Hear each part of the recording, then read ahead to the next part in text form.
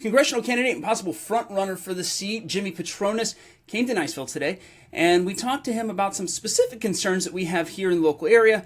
That's the F-35 program that you can probably hear in the background of this video, and as well as daycare, the affordability thereof, and affordable housing.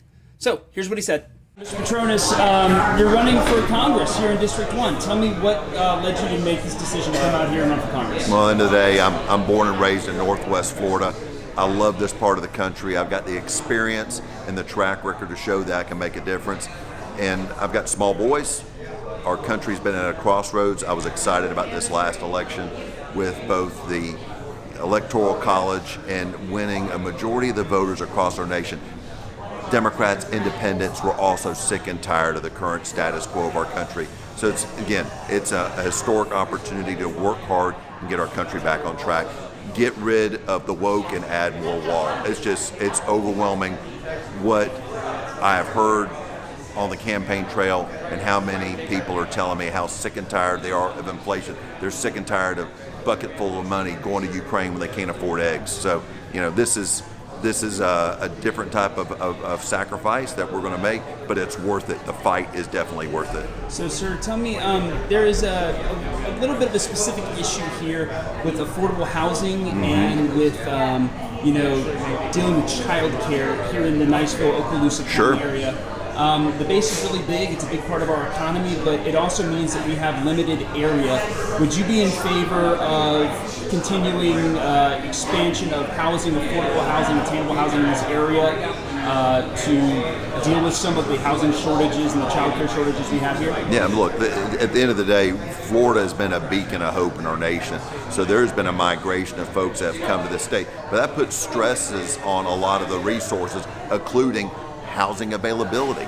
And as we're seeing a migration, last year alone, 400,000 new net Floridians came to the state of Florida. They're bringing their money with them, they're bringing their wealth, but they also, they bring extra loads to our roads and, like I said, getting back to the housing capacity availability.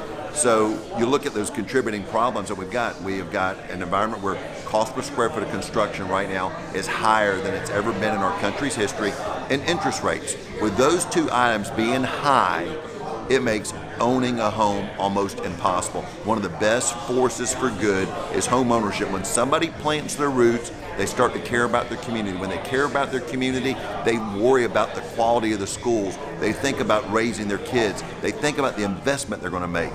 The environment we're in right now, we've had over the last 4 years in Washington, has just been a sucker punch to that dream. And that is one of the biggest goals I've got is turning that narrative around, do what we've done in Florida, take it to Washington, D.C., and make a difference. One of the best things you could have for a strength of a community is creating a family.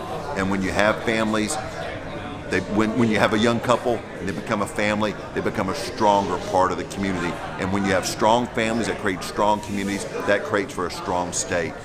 But if things like child care are elusive and it's hard to get them, it makes it hard because the environment right now, every household is a 2-income, maybe almost a 3-income household, just to afford the ridiculous cost of living that the Biden administration has shoved down our throats with. What kind of policy actions would you take if you were elected to Congress to make stuff like that happen? Well, the biggest thing is I tell people all the time that in the case of Tallahassee, the citizens of the state of Florida spend their money better than Tallahassee does. I'm carrying that same type of expectation out of Washington.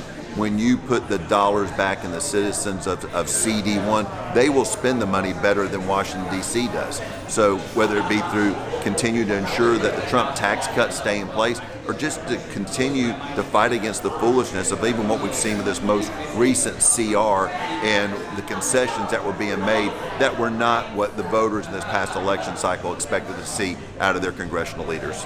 So the Department of Government Efficiency talked recently about the F-35 program. That's a big deal here in the Air Force Base.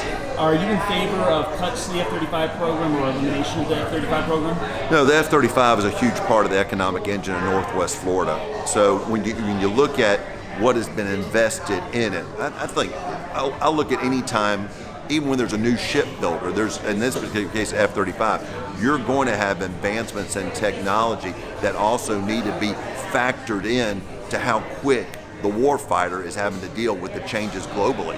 The F-35 is still the most superior equipment out there that is in production and is making it around with our allies.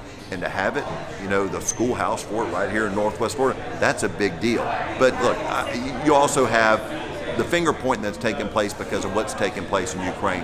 There is a lot of sentiment in the United States right now where the frustrations that we're seeing, where billions of dollars are going unchecked, unaudited to other parts of the world. We have no control over it. So yeah, I could see where Elon and crew would be concerned about those type of expenditures because of what's happening, because this administration is sending bucket loads of money to other parts of the world without any oversight, without any congressional approval. I got it. This deal has been waiting. Totally sense. All right, hey, appreciate your time. Yeah, man, thanks.